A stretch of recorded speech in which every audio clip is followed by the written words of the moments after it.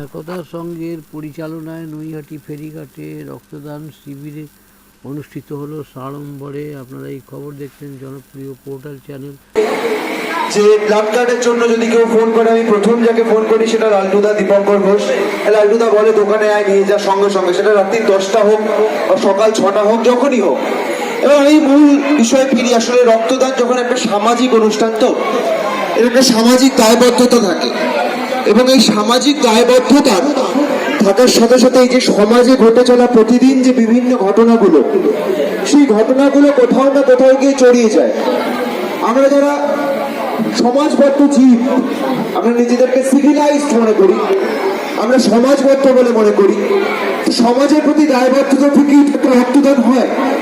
সমাজের প্রতি একটা দায়বদ্ধতা থেকেই এখানে হেলথ চেক আপ ক্যাম্প হচ্ছে। 60 জনের উপর মানুষ রক্ত দিয়েছেন। এখানকার যে ডাক্তারবাবুরা রয়েছেন তারা এখানে ব্লাড কালেক্ট করছেন। তো এই সবটাই না সমাজের উপর দায়বদ্ধতা থেকে।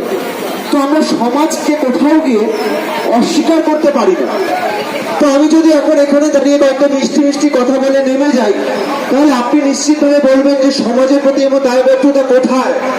যেখানে একটা স্বাস্থ্য শিবির হচ্ছে, সেখানে একজন স্বাস্থ্যকে যিনি রক্ষা করেন সেই একজন চিকিৎসক, আমার সহনাগরিক, আমার এই রাজ্যের একজন সহনাগরিক চিকিৎসক দিদির সঙ্গে যে নারকীয় ঘটনা ঘটেছে, যে পাশবিক ঘটনা ঘটেছে, তার যদি প্রতিবাদ আমি না করি, তার যদি সেই অত্যাচারের বিরুদ্ধে যারা করেছে তাদের ফাঁসির দাবি আমি না তুলি, তার হয়ে যদি জাস্টিস না চাই, তাহলে আমার কোনো অধিকার নেই একটা সামাজিক অনুষ্ঠানে দাঁড়িয়ে কথা বলার। আমরা প্রত্যেক দিন মনে করি, আমি একদম কোনো রাজনৈতিক মতাদর্শ থেকে বিশ্বাস করে এখানে কথা বলছি, এটাকে সামাজিক মঞ্চ। যখন রাজনীতির মঞ্চ হবে, মিটিং হবে, মিছিল হবে, ইলেকশন আসবে, আমরা রাজনৈতিক কথা বলবো। কিন্তু আজকে এই মঞ্চে দাঁড়িয়ে আমরা কোনো রাজনৈতিক কথা বলবো না। একজন সামাজিক হিসেবে, একজন নর্মাল সিভিলাইজ পার্সন হিসেবে, সমাজবদ্ধ জীব হিসেবে কিছু কথা, কিছু প্রশ্ন আপনাদের সামনে আমরা তুলতে চাই, কারণ এটা একটা সামাজিক মঞ্চ। একটা সামাজিক মঞ্চে সমাজের প্রশ্ন আসবে, খুব স্বাভাবিক। আমার প্রশ্ন এই যে আমি দেখছিলাম, আমি এখানে বসেছিলাম মঞ্চে কিছুক্ষণ আগে, এখানে মাননীয় সাংসদ বক্তব্য রাখছিলেন, মাননীয় পৌরপ্রধান বক্তব্য রাখছিলেন, আমরা দূরে দাঁড়িয়ে শুনছিলাম। অরবিন্দ রোডের মাথা থেকে আজকে রবিবার, গতকাল ছিল শনিবার, এছাড়াও মঙ্গলবার বা বিভিন্ন অমাবস্যার দিন আমি নৈহাটিতে কয়েক হাজার মানুষকে দেখি প্রতিদিন। চেয়ারম্যান সাহেব বলছিলেন যে এটা 52 ফিট, 51 ফিটের উপরে 52 ফিটে রূপান্তরিত হয়। সত্যিই তাই। আজকে রবিবার দিন যদি আপনি নৈহাটি স্টেশনে অরবিন্দ রোডে দাঁড়ান, আপনি ফিল করবেন এটা যে একটা পর্যটন কেন্দ্রে পরিণত হয়েছে এই নৈহাটি। অন্তত এই অরবিন্দ রোড চত্বর যদি আপনারা দেখেন, দেখবেন হাজার হাজার মানুষ যারা বিভিন্ন জায়গা থেকে আসছেন, কেউ বনগা, কেউ বাগদা, কেউ পুরুলিয়া, কেউ বাঁকুড়া, বিভিন্ন জায়গা থেকে মানুষ আসছেন। এবং মহিলাদের সংখ্যা, সব থেকে গুরুত্বপূর্ণ, মহিলাদের সংখ্যা প্রস্তাবিত ভাবে বেশি, কারণ যে কোনো তীর্থস্থানে মায়েদের ভক্তি অনেক বেশি থাকে, এটা স্বাভাবিক। আমি দেখেছি ভোর থাকতে, ভোর মানে 4:30 5টার সময় এসে মানুষ এখানে লাইন দেয়। আমি দেখেছি এখানে রাত্রিবেলা থেকে মানুষ লাইন দেয়। আবার আমি দেখেছি অনেক রাত অব্দি এই নৈহাটি ফেরিঘাট, এর পাশের ঘাট কঙ্কেশ্বর ঘাট, তারপরে লিচুবাগান ঘাট, প্রত্যেকটা ঘাটে ছেলে মেয়েরা বিন্দাস আড্ডা মারছে, গল্প করছে, নানা রকম মজা করছে, ঠাট্টা ইয়ার্কি করছে। আমি জিজ্ঞেস করতে চাই সেই সমস্ত সাধারণ মানুষ যারা আজকে এই নৈহাটির রাস্তায় বড় মাঠ পুজো দিতে এসছেন, তারা বাংলার মানুষ, বাঙালি, তারা অবাঙালি, তাদের ভাষা আলাদা হতে পারে, তারা বাংলার মানুষ।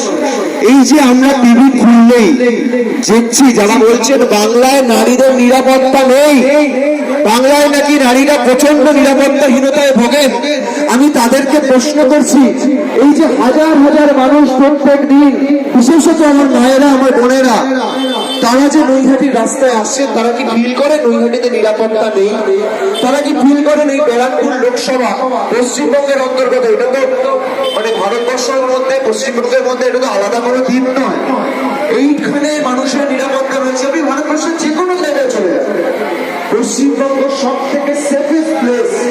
এনসিআরবি রিপোর্ট বলছে যে কলকাতা এবং পশ্চিমবঙ্গ নারীদের জন্য সব থেকে নিরাপত্তম জায়গা। কিন্তু একটা বিচ্ছিন্ন ঘটনা, একটা নারকীয় ঘটনা, একটা পাশবিক ঘটনা, যে ঘটনাকে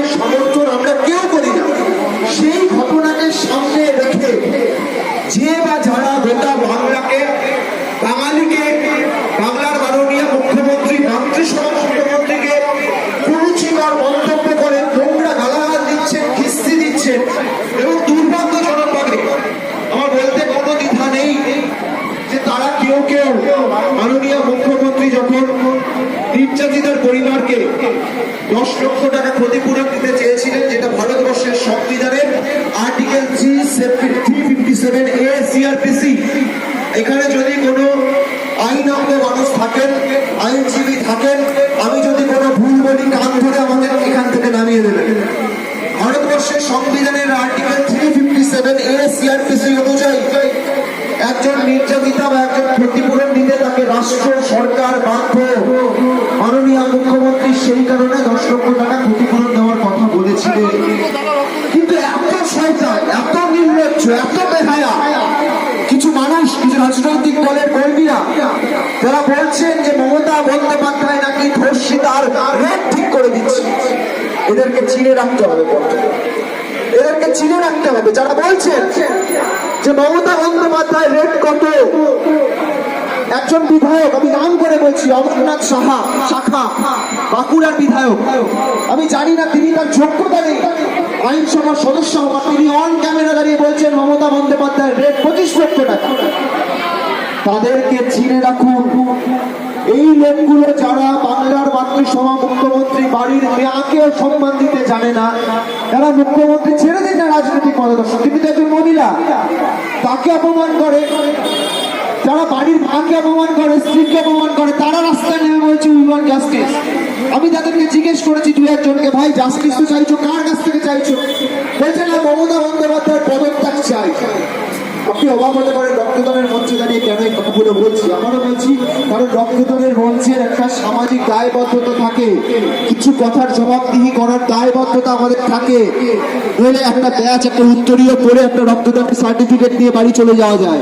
কিছু দায়বদ্ধতা থেকে কথাগুলো বলছি, তার কারণ সমাজে যে বিষ, যে মিথ্যে, একের পর এক মিথ্যে, এখানে ডাক্তারবাবুরা তো রয়েছেন, আমি সামনে দাঁড়িয়ে বলছি যে প্রথমে রটিয়ে দেওয়া হলো 150 গ্রাম নাকি সিমেন্ট পাওয়া গেছে, দেহলাশ পাওয়া গেছে 150 গ্রাম। এখানে তো অনেক ডাক্তারবাবুরা রয়েছেন, বলুন তো 150 গ্রাম সিমেন্ট একজন মানুষের শরীর থেকে পেতে গেলে তাহলে কতজন মিলে তার উপর আক্রমণ করেছে? সংখ্যাটা মিনিমাম 30 থেকে 50 হতে হবে, মিনিমাম। বিজ্ঞানসম্মত কথা বলতে হবে, উত্তর নেই। এখন আনন্দবাজার ডিজিটাল ভিডিও করে বলছে 150 গ্রাম সিমেন্টের তথ্য ভুল। কেউ কারো লটিয়ে দিলে পেলভিক বোন ভাঙা হয়েছে নির্যাতিতার। এখন অটোপসি রিপোর্ট সামনে আসার পর প্রমাণ হচ্ছে যে অটোপসি রিপোর্টে নির্যাতিতার শরীরের কোনো হাড় ভাঙেনি। অর্থাৎ একের পর এক মিথ্যে, একের পর এক মিথ্যে। আমি শুরু করলে প্রচুর সময় চলে যাবে। একের পর এক মিথ্যে রটানো হয়েছে।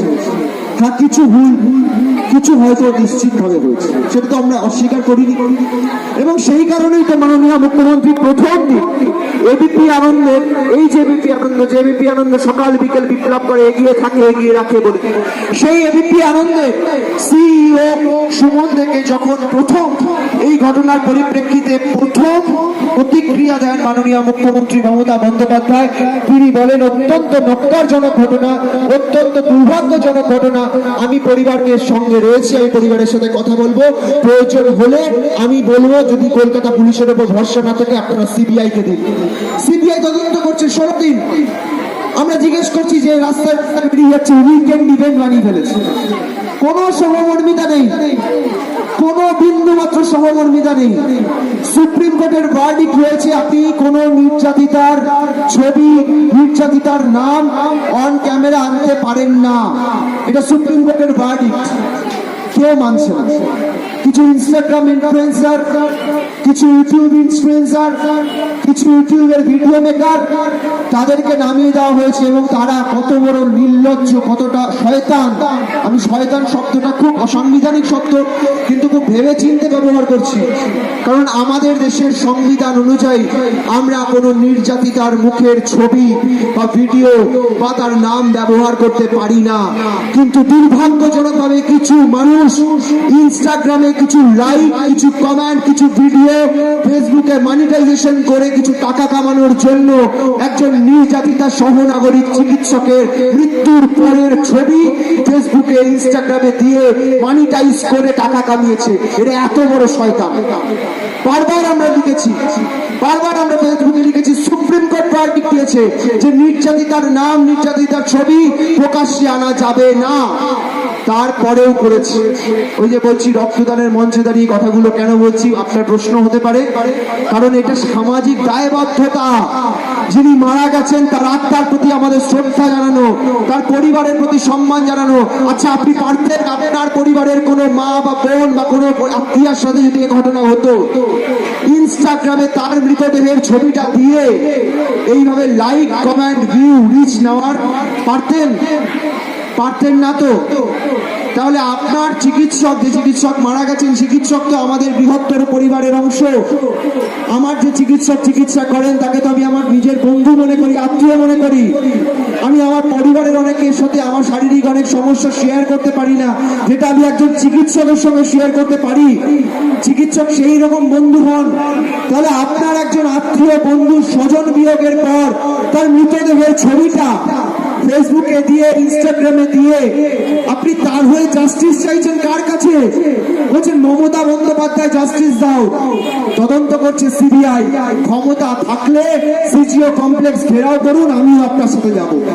ক্ষমতা থাকলে বলুন অমিত শাহের দপ্তরের আন্ডারে সিবিআই চলে, অমিত শাহ জবাব চাই, জবাব দাও। সিবিআই কেন গ্রেপ্তার করছে না? কেন সিবিআই এই তদন্তের গতি প্রকৃতি সামনে আনছে না? আমি আপনাদের সঙ্গে যাব।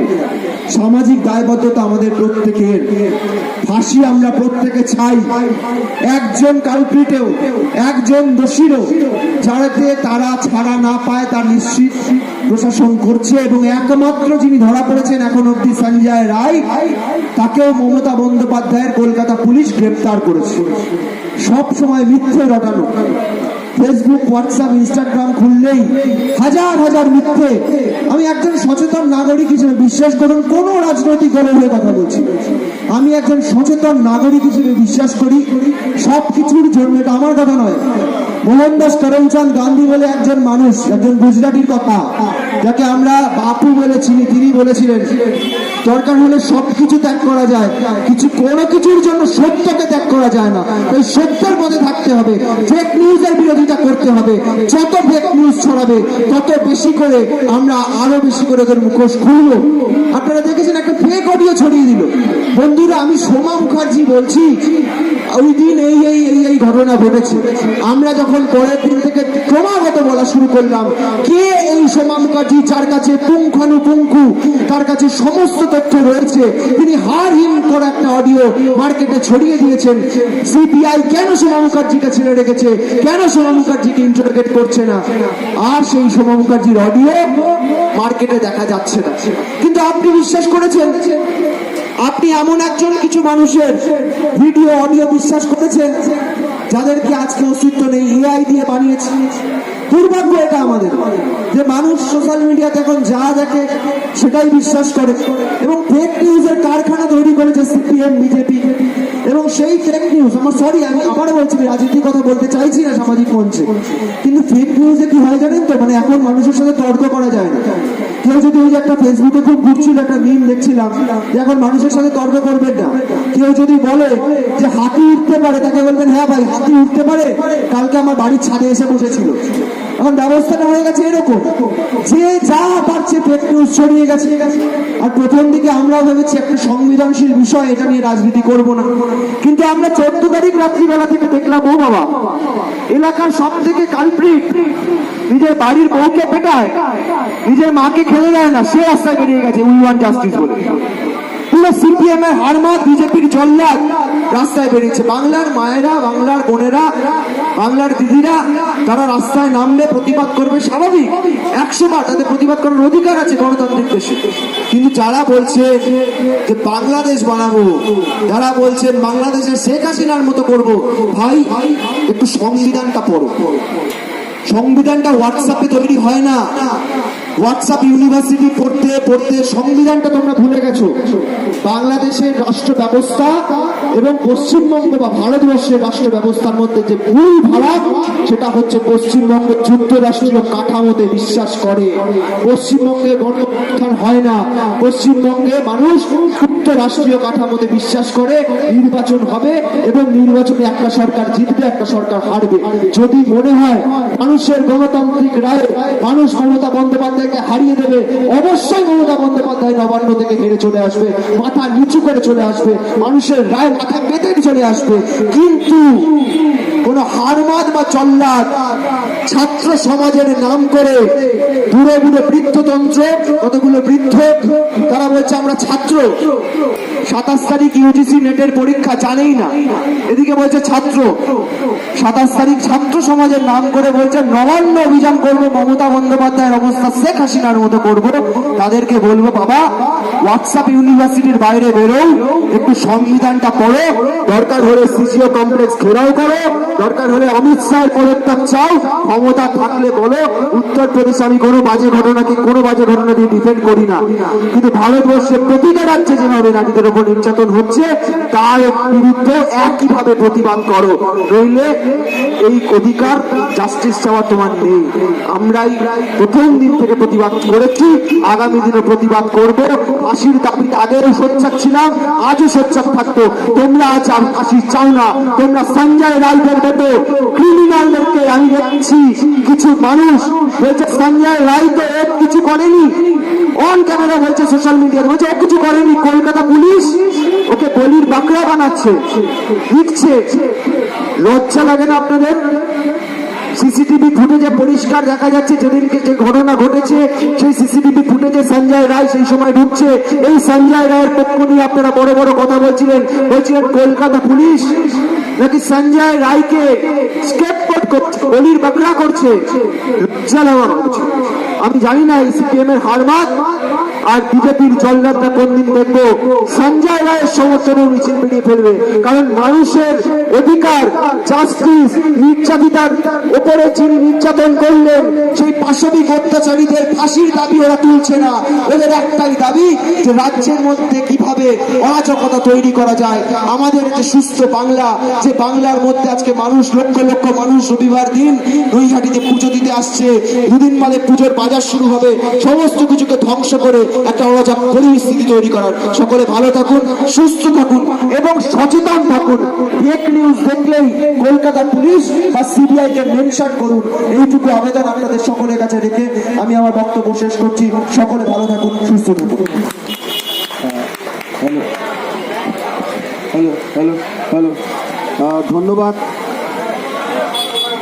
হ্যালো, ধন্যবাদ শ্রমিক ঘোষকে তার মূল্যবান বক্তব্য রাখবার জন্য। আসবার জন্য আমরা সম্মাননা জ্ঞাপন করব তনুশ্রী নন্দীকে। সম্মাননা জ্ঞাপন করবে আমাদের একতা সংঘের অত্যন্ত সক্রিয় সদস্য কৃষ্ণেন্দু মুখার্জি। কৃষ্ণেন্দু মুখার্জি সম্মাননা জ্ঞাপন করছে তনুশ্রী নন্দীকে। নৈহাটি ক্যাপ্টেন গার্লস হাই স্কুলে এবারে মাধ্যমিক পরীক্ষায় 700-র মধ্যে 698 পেয়ে দ্বিতীয় স্থান অধিকার করেছে তনুশ্রী নন্দী। আমাদের গর্ব তনুশ্রী নন্দী। এখন জোরে আপনাদের জন্য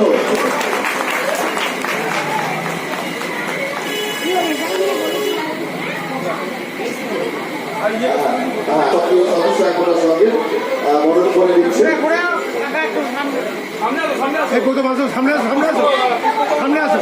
দিতে পারে না,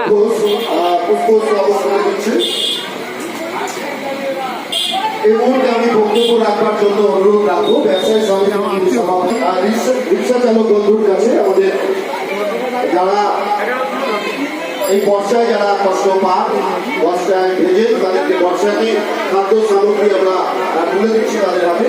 একটু আমি মাননীয় গৌতম মুখার্জিকে একটু অনুরোধ করবো অনুষ্ঠানটা বক্তব্য রাখবার জন্য আমি অনুরোধ জানাবো ব্যবসায়ী সমিতির সভাপতি মাননীয় গৌতম মুখার্জি মহাশয়।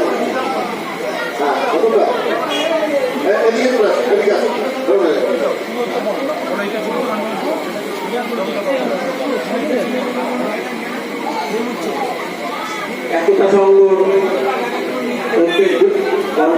কর্মকর্তা এবং সভ্যবৃন্দকে নৈহাটি ব্যবসায়ী সমিতির পক্ষ থেকে জানাই আন্তরিক শ্রদ্ধা, শুভেচ্ছা ও ভালোবাসা।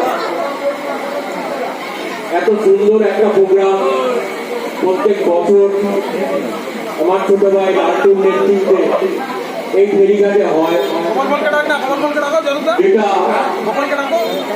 মানে আমাদের সাধারণের বুদ্ধিতে অকল্পনীয়। একটা রক্তদানের মধ্যে এইরকম ভাবে অন্নদান, শিক্ষা সামগ্রী দান এবং দুর্যোগ সংবর্ধনা, এত কিছু করা, এটা একটা খুব শক্ত কাজ। আমি মাঝে মাঝে লালটুর সঙ্গে যোগাযোগ এবং গতকালকেও আমি এসেছিলাম।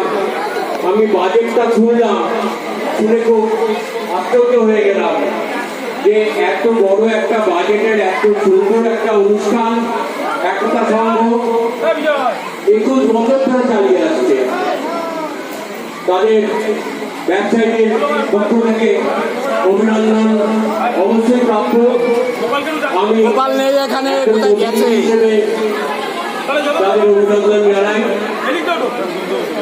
আপনারা দেখেছেন মঞ্চে আমাদের মাননীয় সাংসদ পার্থ ভৌমিক মহাশয় তার মূল্যবান বক্তব্য রেখেছেন। আমরা অ্যাসোসিয়েশনের সভাপতি মাননীয় শ্রী বাসুদেব সাহা মহাশয়কে আমি মঞ্চে আহ্বান করছি। আমরা একসঙ্গে দীর্ঘ 30 বছর 35 বছর ধরে ব্যবসায় সংগঠন করেছি। আমি বাসুদাকে মঞ্চে আহ্বান করছি। বাসুদা, আপনি মঞ্চে আসুন।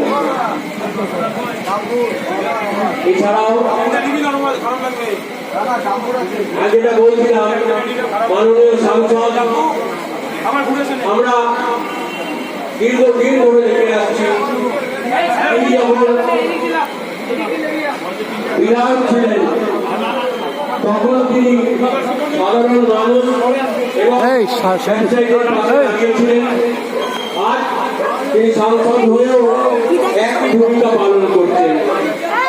দিল্লি থেকে তিনি ওনার সাংসদীয় শপথ গ্রহণ কাজ শেষ করেই করার জন্য মাননীয় সাংসদ তার সাংসদ তহবিল থেকে 2 কোটি টাকা দান করলেন। এছাড়াও বিভিন্ন বক্তব্য বিভিন্ন রাজনৈতিক পদাধিকারীদের কাছ থেকে শুনলাম। ভালো লাগলো যে তারা সমাজ নিয়ে চিন্তা ভাবনা করছেন এবং সমাজের আলোর জন্য তারা তাদের বক্তব্য রাখছেন। কিন্তু অত্যন্ত মর্মাহত হলাম, আমার অভিভাবক নৈহাটির অভিভাবক অশোক চ্যাটার্জি, যিনি আমাদের সঙ্গে সবসময় থাকেন, আমাদের বিপদে আমাদের পাশে থাকেন, তার একটা মন্তব্য আমাকে এবং মাইকে যারা শুনেছেন সবাইকে, আশা করি সমস্ত ব্যবসায়ীকেই মর্মাহত করবে। তিনি বলছেন আজকে নৈহাটির ব্যবসা খারাপ, তার কারণ হচ্ছে নৈহাটির ব্যবসায়ীরা অসৎভাবে ব্যবসা করে। এটার আমি প্রতিবাদ করছি। আমি তাকে সম্মান দিয়ে, তিনি আমার পিতৃতুল্য, তাকে যথেষ্ট সম্মান দিয়ে একজন ব্যবসায়ী সমিতির প্রতিনিধি হিসেবে এটা আমার কর্তব্যের মধ্যে পড়ে যে যদি ব্যবসায়ীদের কেউ অপমান করেন, ব্যবসায়ীদের কেউ অসম্মান করেন, তার প্রতিবাদ করা উচিত। আমি সেই হিসেবেই প্রতিবাদ করছি। আসল ঘটনাটা হচ্ছে নৈহাটির ব্যবসার খারাপের পেছনে অনেকগুলো কারণ আছে। আশেপাশে আগে যখন আমরা নৈহাটির ব্যবসা পরিচালনা করতে দেখতাম তখনও দেখেছিলাম যে আশেপাশে সেরকম ভাবে মার্কেট তৈরি করা হয়নি। এখন আপনি দেখুন খুচরো পণ্য থেকে খরিদ্দাররা সাধারণত আসেন না কেন, ওখানে বড় বড় মার্কেট তৈরি হয়ে গেছে। হাটি শহর, কাকিনাড়া, কাঁচরাপাড়া, এখান থেকে খরিদ্দাররা এখন আসেন না কেন, ওখানেও ভালো ভালো মার্কেট তৈরি হয়ে গেছে। তাছাড়া সবচেয়ে যেটা ক্ষতি, এই বহুজাতিক সংস্থা, যেসব বহুজাতিক সংস্থা আমাদের নৈহাটিতে 4টে অরবিন্দ রোডের কাছে গৌরীপুরে কন্টিনিউ চলছে 11টা থেকে, যদি কন্টিনিউ চলছে 11টা থেকে, বিভিন্ন মল তৈরি হয়েছে, যেই মলে আর এতে চালানো যাবে। অনেক সস্তায় মানুষ মাল কিনতে পারছে। তার ফলে নৈহাটির যারা ক্রেতা সাধারণ তারা সেই মলগুলোতে যাচ্ছেন এবং আমাদের যারা ক্ষুদ্র ব্যবসায়ী যাদের পুঁজি কম তারা তাদের সঙ্গে নির্মলের চ্যানেলে চালানো যাবে। পারছেন না। কেবিলে আমি আমার বক্তব্য আর দীর্ঘায়িত করবো না। আমি মাননীয় পৌরমন্ত্রী অভয় চ্যাটার্জির মাথার কাছে ক্ষমা চেয়ে নিয়েছি। আমি যদি কোনো তাকে অসম্মান করে থাকি তিনি আমাকে ক্ষমা করবেন, কিন্তু আমি একজন ব্যবসায়িক প্রতিনিধি হিসেবে আমার খারাপ লেগেছে, আমি সেটাই বলেছি। আপনি আমাকে ক্ষমা করবেন। আমি এখন সম্মুখে আরো একবার ধন্যবাদ জানিয়ে, বিশেষ করে আমার ছোট ভাই লালটু এবং যারা যারা আছেন এখানে তাদের সবাইকে ধন্যবাদ জানিয়ে আমি আমার বক্তব্য শেষ করছি। নমস্কার।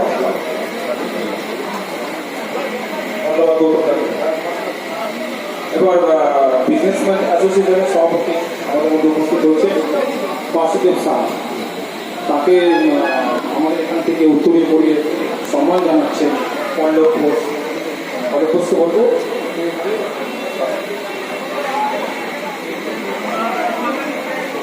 আচ্ছা, চাল এখনো যারা যারা নেয়নি তারা কুপন দেখিয়ে এসে নিয়ে যাবেন। চাল কিন্তু কালকে দেবো না কাউকে আমরা, আজকে এখানে যারা দু একটা বাড়বে আমরা কিন্তু বিক্রি করবো না। পরে এসে চাইলে পাবে। নিরামিষ করে, কিন্তু ওনার বৈশিষ্ট্য হলো উনি নিজের হাতে রান্না করে। আর মাঘ মাসে মানে বলতে নেই উনি 8 রকম মাছ খাওয়ান ভক্তদের, 8 রকম মাছ, সেখানে ইলিশ থেকে চিংড়ি থেকে সব থাকে। উনি এই রক্তদানের আমাদের সঙ্গে খুব পরিচয়, বড়মার এখানেও আসে, এখানে যতবারই আসে উনি কিন্তু আমাদের সঙ্গে দেখা করে যান। এই আমাদের বাবু সাহ দোপে কাকা আছে, ওনার বন্ধু, উনি এখন সাধু হয়েছেন, ওনাকে এবার বক্তব্য রাখার জন্য অনুরোধ। এই রক্তদান শিবির আমি কিন্তু নৈহাটি কোর্টে 70-71 সালে আর্টিসিগঞ্জে পড়াশোনা করিতাম। আমি ভালো ফুটবল খেলতাম। আজকে আমার প্রথম মূল হচ্ছে মানুষের জন্য কিছু করে যেতে হয়। মানুষ এখন হয়ে গেছে নিজের স্বার্থটা বোঝে, পরের স্বার্থটা বোঝে না। আজকে যেটা কলিকাল চলছে, সেই কলিকালে প্রথম হচ্ছে যে লোকটা খেতে পায় না তাকে খাবার দিতে হবে, যে যারটা জল পায় না তাকে জল যেতে হবে। যে ঠাকুর দেবতা নিয়ে এত বলছে, এত আমি কিছুক্ষণ আগে সমালোচনা শুনলাম। আজকে বড়মা কিন্তু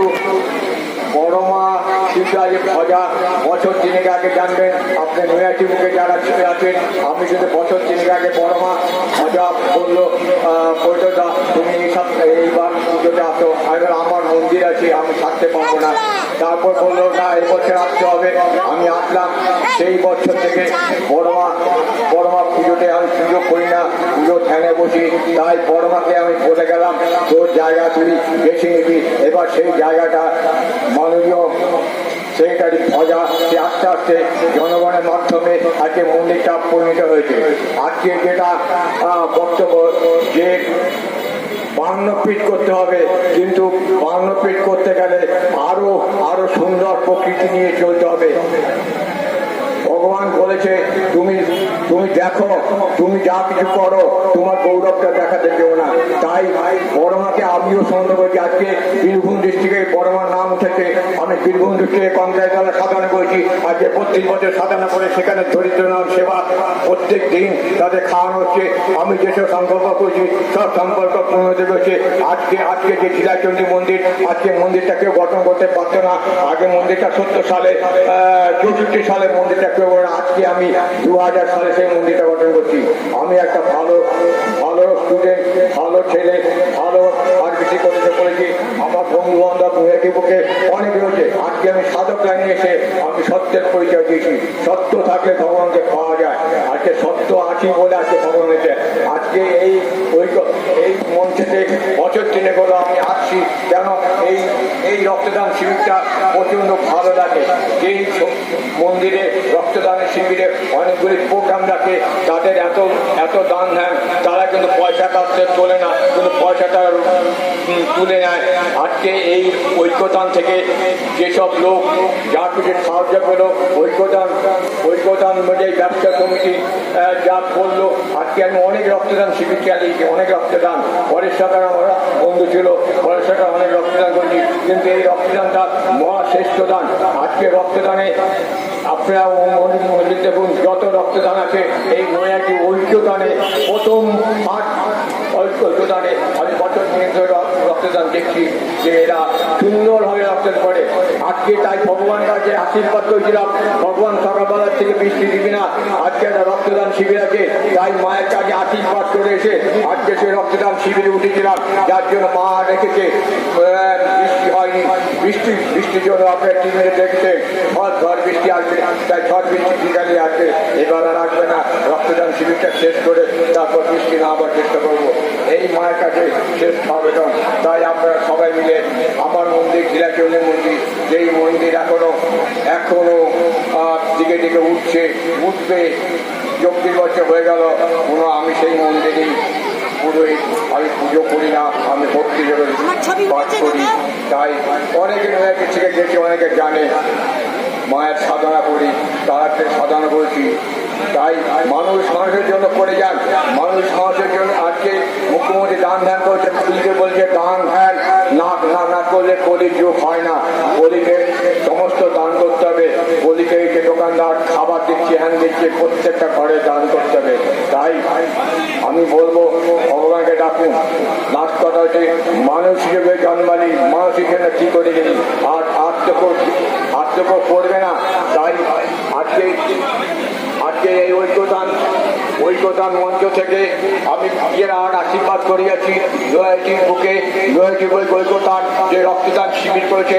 আজকে নৈহাটির লোক যদি 100, 150, 200 বোতল দেয়, তাহলে নৈহাটির রক্ত আর কোনো ব্ল্যাক ব্যাংকে কিনতে হবে না, আমাদের এই বাবু দিয়ে দেবে।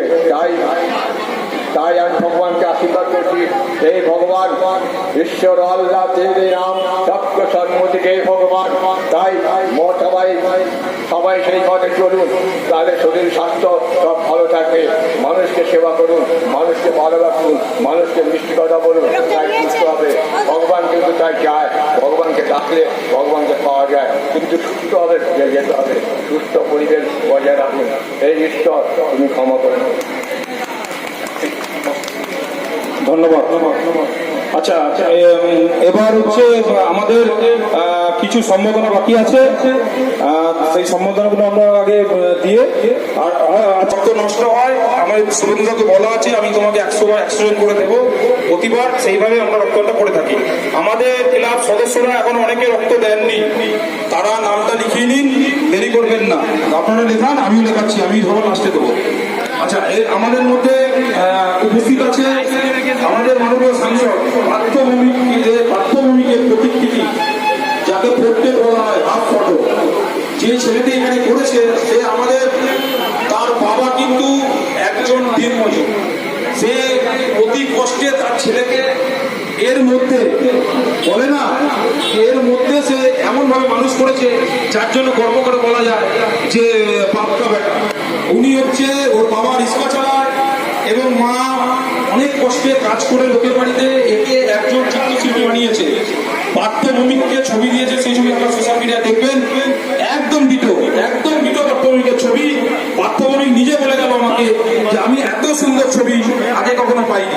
তাই সেই চিত্রশিল্পীকে আমাদের মঞ্চ থেকে এখন সম্বোধনা করবেন আমাদেরই বাপিরা আছে, পল্লব আছে, নরেন্দ্র আছে, আমরা মঞ্চে ডাকছি, ওকে একটু ব্যাচ করিয়ে উত্তরে ঘুরিয়ে একটু সম্বোধনা করে দেবো, হাতে মিষ্টি প্যাকেট দিয়ে ওখানে একটু ইয়েতে হয়।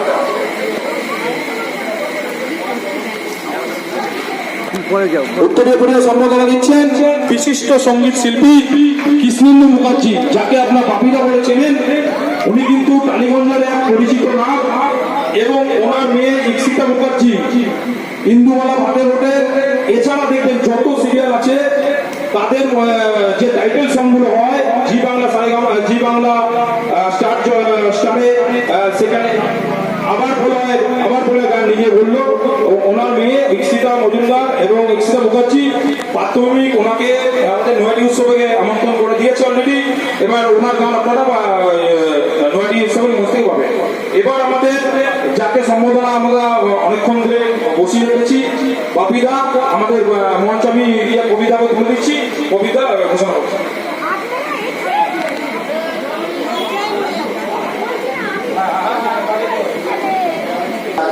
তাকে আমরা সম্মাননা জ্ঞাপন করবো একতার সঙ্গীর পক্ষ থেকে।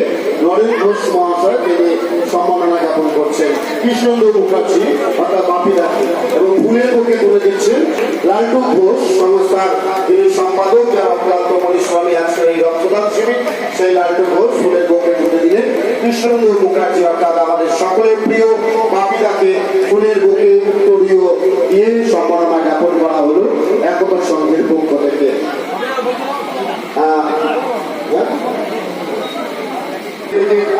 যিনি কর্ণধার সভাপতি মদন বাবু, তিনি আমাদের মধ্যে এসে উপস্থিত হয়েছেন।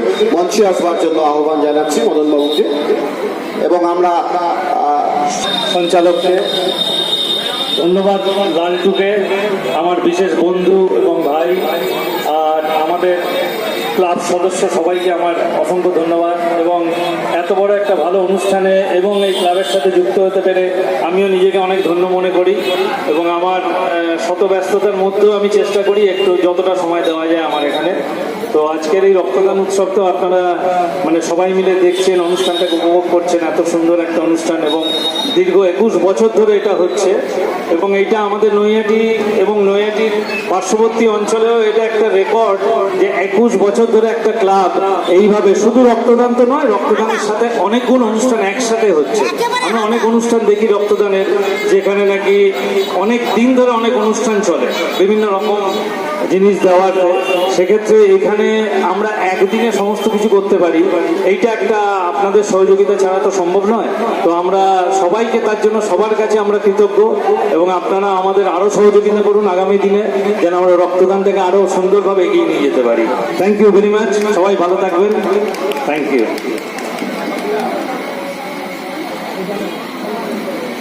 ধন্যবাদ কৃষ্ণেন্দু মুখার্জিকে। এবারে আমরা একতা সঙ্গে যার নেতৃত্বে এই রক্তদান কর্মসূচি সংগঠিত হয়ে থাকে, তাকে আমরা ক্লাবের পক্ষ থেকে সংবর্ধনা দেব। আমি দীপঙ্কর ঘোষ লালটুকে একটু মঞ্চে আসার জন্য অনুরোধ করছি। লালটু ঘোষ এবং আমাদের সদস্যরা, প্রত্যেক সদস্যরা আসবেন একটু মঞ্চে। আমরা লালটু ঘোষ একটু মঞ্চে আসার জন্য অনুরোধ করছি।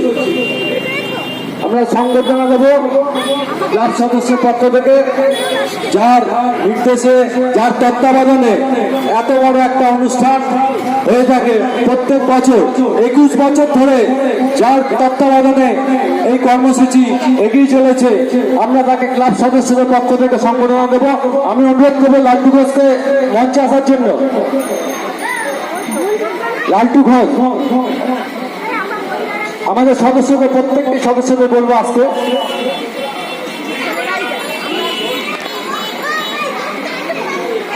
আপনারা অবগত আছেন লালটু ঘোষ এই এলাকার প্রত্যেকটি মানুষের পাশে থাকে। রাত ভিড়ে যখন ডাকবেন, যে কোনো সমস্যা লালটু ঘোষকে পাবেন। সংবর্ধনা আমাদের ক্লাব সদস্যের পক্ষ থেকে তুলে দেওয়া হচ্ছে, উত্তরীয় পরিয়ে দেওয়া হচ্ছে। ফুলের স্তবক তুলে দিচ্ছে ক্লাব সদস্যরা, যার তত্ত্বাবধানে আমরা এই রক্তদান কর্মসূচি দীর্ঘ 21 বছর ধরে করে আসছি।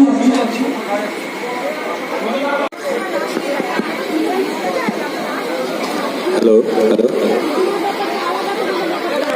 আজ একতার সঙ্গে এই রক্তদান শিবিরে আমি উপস্থিত হতে পেরে ধন্যবাদ করছি। একতার সঙ্গে এই রক্তদান শিবির ছাড়া সারা বছর বিভিন্ন রকম সামাজিক অনুষ্ঠান আয়োজন করে থাকে। তাছাড়া এলাকার মানুষের পাশে একতার সঙ্গে যেভাবে দাঁড়ায়, তার জন্য আমরা নৈহাটিবাসী হিসেবে গর্ববোধ করতে পারি। আমি নৈহাটি বিস্তারিত সেক্রেটারি হিসাবে এই অনুষ্ঠানে উপস্থিত হতে পারে নিজেকে ধন্য মনে করছি। আমি একতার সঙ্গে আরো অগ্রগতি কামনা করে আমার বক্তব্য ধন্যবাদ মদন বাবুকে তার মূল্যবান বক্তব্য রাখার জন্য। এতক্ষণ ধরে রক্ষণস্থলে ফিরতে হবে, আপনাদের আবেদন করছি আপনারা যারা এখনো রক্ত দেবেন মনে করছেন তারা অবিলম্বে নামটা নথিভুক্ত করিয়ে রাখুন। আমাদের রক্তদান কর্মসূচি 21 বছর ধরে চলছে।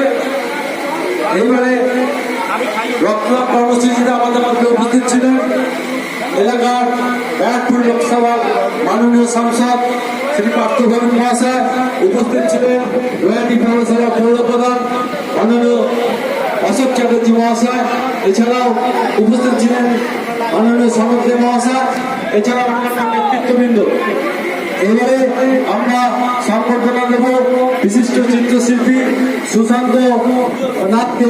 আমি অনুরোধ করে ওনাকে আসতে পারবো মঞ্চের উপর। সুশান্ত নাথকে ক্লাবের পক্ষ থেকে সংবর্ধনা দেওয়া হবে। সংবর্ধনা দেবেন আরেক সঙ্গীত শিল্পী, মিউজিক ডিরেক্টর মাননীয় বাপি কৃষ্ণেন্দু মুখার্জি। আমি অনুরোধ করব কৃষ্ণেন্দু মুখার্জি সুশান্ত নাথকে উত্তরীয় পড়িয়ে যাবেন।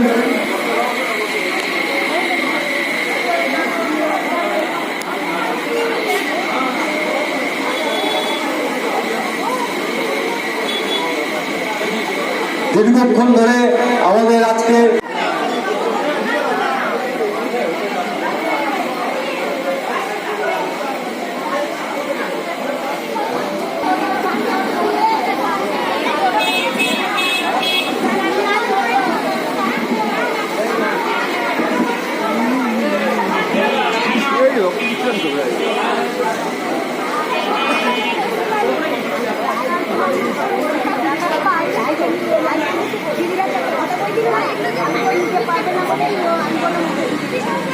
বলছি রক্তদান আন্দোলনের আপনি একটা অন্যতম সংগঠক, আপনাকে পেয়ে গেছি নৈহাটি ফেরিঘাটের একতা সংঘের রক্তদান শিবিরে 21তম বর্ষ যাদের রক্তদান শিবির আজ অনুষ্ঠিত হলো। তা আপনি সেই হিসেবে আজকে কি বার্তা দেবেন এই রক্তদানকে নিয়ে বা কী বলছেন? এটা 21 বছরের একটা রক্তদান শিবির এবং একতা সংঘ নৈহাটির একটা খুব নাম করা ক্লাব, তারা খুব সোশ্যাল অ্যাক্টিভিটির সঙ্গে যুক্ত থাকে। তার one of the part blood donation camp. তো এখানে যারা রক্ত দিয়েছে ক্লাবের প্রত্যেক সদস্যরাও দিয়েছে, পথচলতি মানুষরাও দিয়েছে এবং যারা রক্তদান শিবির নিয়মিত করে তারাও দিয়েছে। তো রক্তদানের যে গুরুত্ব তারা কিন্তু খুব এই সংগঠনের প্রত্যেক সদস্যরা খুব ভালোভাবে বোঝেন এবং নৈহাটি অঞ্চল রক্তদানের একটা আদর্শ পিচ। এবং নৈহাটি অঞ্চলে দেখেছি আমরা প্রত্যেক শনি রোববার ছাড়াও নির্দেশে প্রচুর ক্যাম্প হয়। এই রক্তদানের যে অ্যাওয়ারনেসিং বা রক্তদাতাদের উদ্বুদ্ধকরণ, এই ব্যাপারটা কিন্তু নৈহাটি অঞ্চলের মানুষরা খুব এগিয়ে আছে এবং আমার ধন্যবাদ জানাবো এই একতা সংঘ প্রত্যেক সদস্যদের তারা নিয়মিত রক্তদান শিবির করে। এটা কিন্তু প্রচুর দিকেরই নিয়মিত রক্তদান শিবির করা। অনেক ক্লাবকে দেখা যায় 2 বছর 1 বছর করে হারিয়ে যায়, তো সেটা তারা করে না। এরা প্রত্যেকবারই আগস্ট মাসের শেষের দিকেই করে, 20 তারিখের পরে ধারে কাছে এরকম করে।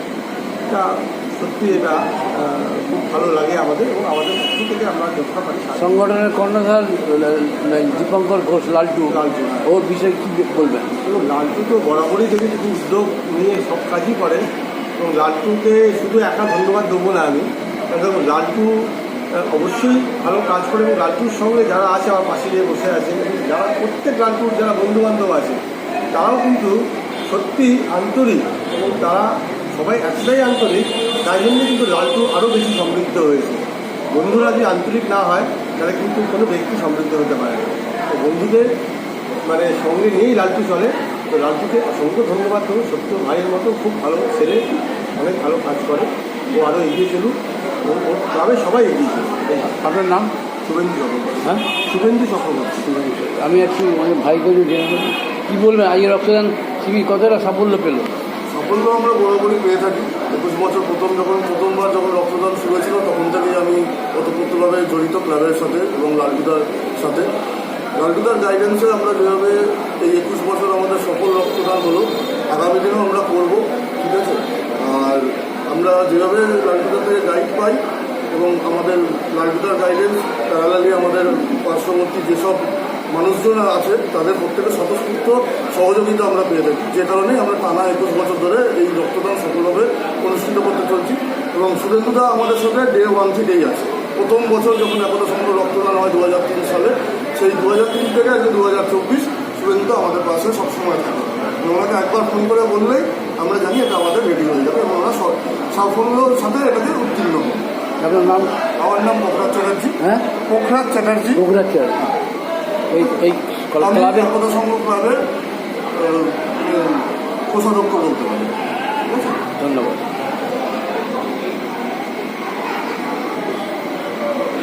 আসলে তো আপনারা দেখতেই পেয়েছেন, রক্তদান যেমন করেছে রক্তদাতারা, তেমনি আমরা আরও 5খানা আরও কর্মসূচি নিয়েছিলাম, যেটা প্রতিবারই দিই, তবে একটু বেশি করে নিয়েছি।